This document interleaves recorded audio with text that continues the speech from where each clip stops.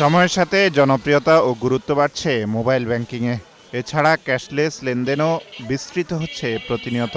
কিন্তু এসবের জন্য একাধিক এজেন্টের সহায়তা নিতে হয় গ্রাহকদের, যা অনেক ক্ষেত্রে ঝুঁকিপূর্ণ ও সময় সাপেক্ষ। তবে এবার সেই প্রক্রিয়া সহজ করতে যাচ্ছে কেন্দ্রীয় ব্যাংক।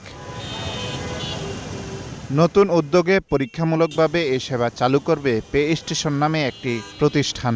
আর ব্যাংকগুলোর মধ্যে সংযোগ স্থাপন করবে জৈতুন বিজনেস সলিউশন। সব ধরনের MFS service, banking service, PSP, PSO সবাই ওখান থেকে সেবা নিতে পারবে, কানেক্ট করতে পারবে এবং গ্রাহকরা সেখান থেকে সেবা পাবে।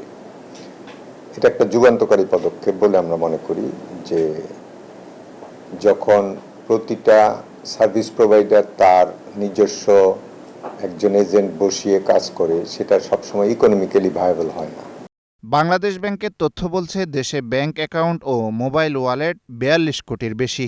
আর নতুন সেবার প্রযুক্তিগত নিরাপত্তায় দেওয়া হচ্ছে বিশেষ নজর।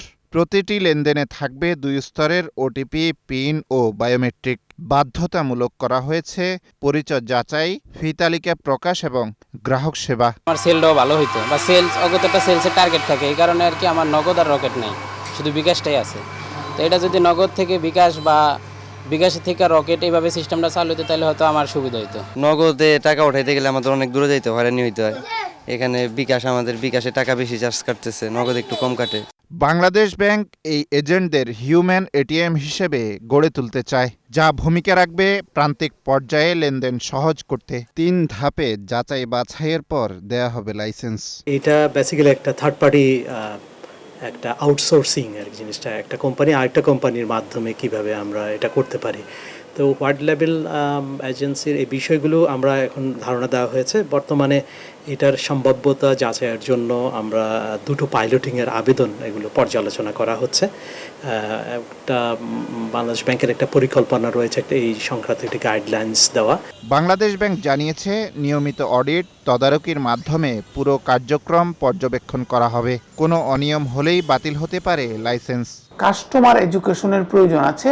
এইটা যদি যারাই অপারেটর হয় তারা যদি এটার দায়িত্বটা নিয়ে নেয় ট্রেনিং অ্যান্ড ডেভেলপমেন্টের, তাহলে আমার মনে হয় আস্তে আস্তে আমরা যেমনটি টেকনোলজির সাথে খাপ খাইয়ে নিয়েছি, বিভিন্ন অনলাইন ব্যাংকিংয়ের সাথে খাপ খাইয়ে নিয়েছি, বিকাশ, নগদ, রকেটের সাথে খাপ খাইয়ে নিয়েছি, এইটাও আমরা খাপ খাইয়ে নিতে পারবো। বিশ্লেষকদের মতে এই উদ্যোগ বাস্তবায়িত হলে বাড়বে ডিজিটাল লেনদেন, গতি পাবে গ্রামীণ অর্থনীতি। আব্দুল জাহের আনাস, ৭১, ঢাকা।